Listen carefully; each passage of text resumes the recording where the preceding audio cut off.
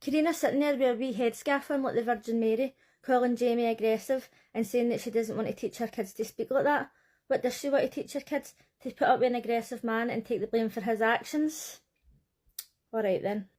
Maths Australia, Thursday the 10th of April, episode 24. Lauren and Clint decided not to go to the dinner party. Thank fuck. This is the only time in this video I'm going to speak about these two fannies because my last video was just all about them.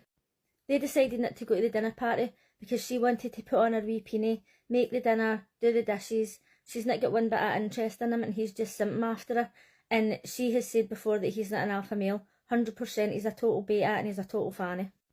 Jamie and Ryan are getting ready to go to the dinner party and she's like, oh, we're going in here the strongest couple. This is the only thing that they two have ever been interested in, being on top and being the winners. They don't even like each other. A couple of weeks ago I seen one of her videos and she was saying, oh, everybody on there's just on there for clout, I was on there for the right reasons. But yet since then, I've just constantly seen her videos coming up with like, ask Jackie anything. Who's on there for clout now? I've seen her saying, oh, I've not got ADHD, I've not got autism or anything. So anybody that uses that excuse now, I'm literally sending them the link to that. She also said, oh, I don't like conflict. You're a lawyer. What the fuck? Make it make sense. On these videos she's coming across as like a normal sane person, but that's because she's in control of what's going out there. I don't believe for 1 second that she doesn't have HPD. I've said that a million times. I'm not a mental health professional, but if I was to bet my life savings on it, that's what I would bet. And now she's going out with Clint in real life and we can totally see why that is. He's got to be like, yes miss, no miss, what can I get for personality number 17 today?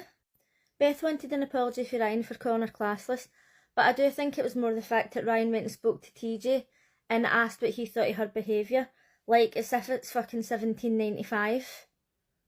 Why does it matter what he thinks of my behaviour? I'm one fucking woman. When Jamie was going into the dinner party, she says that she wanted an apology for Ree and Karina, which was understandable, because why the fuck were they taking Lauren's side? Lauren sat there and slated them all, including they two, and they still went after it to make sure she was alright. And I get that they thought that she was being bullied, but she started it. I also post these videos on YouTube, and I got a comment today saying, oh, I was really looking forward to watching your videos, but then when you called Karina and Afina weak, I unsubscribed. Okay, truth hurts. I think that Ree's apology was genuine, and she says that she wasn't really taking Lauren's side, but if I was Jamie, I would have took it as that, because she was the one who went after her, after she sat there and slated them all. Before the dinner party, Karina was saying that she was scared to go in and talk to Jamie because she's so aggressive. Now, as we already know from the way she reacted to him punching a door, she's an absolute fucking shitebag. She had the absolute audacity to call Jamie aggressive when he punched a door for no reason, and then she sat and several times took the blame for his actions, and she's calling Jamie aggressive. You fucking serious? Throughout the meal as well, she says, I'm an empath.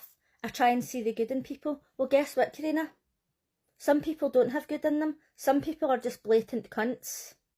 The only thing that I didn't really agree with and I didn't really understand about Jamie is that why did she need Karina and Ree to back her up? Because she was right.